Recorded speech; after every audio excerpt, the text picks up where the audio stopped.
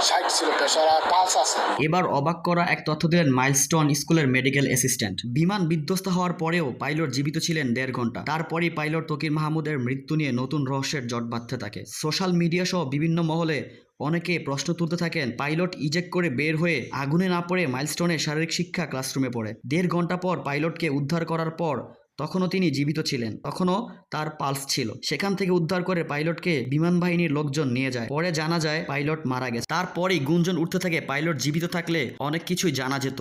হয়তো তখন সরকার থেকে শুরু করে পাইলট নিজেও চাপে থাকতেন। তবে সবকিছুকে উপেক্ষা করে পাইলট তকির এর পরিবার পাইলট তকির সম্বন্ধে বলেন, সে অনেক মেধাবী ছিলেন, কিছুদিন আগেও ইন্ডিয়াতে ট্রেনিং করে গোল্ড কয়েন অর্জন করে। তাই পাইলট তকিরের পরিবারের দাবি, পাইলট তকিকে শহীদের মর্যাদা দিয়ে তার নামে একটা গেট বা ব্রিজ করা হোক, যাতে করে তার এই আত্মত্যাগ দেশবাসী মনে রাখে।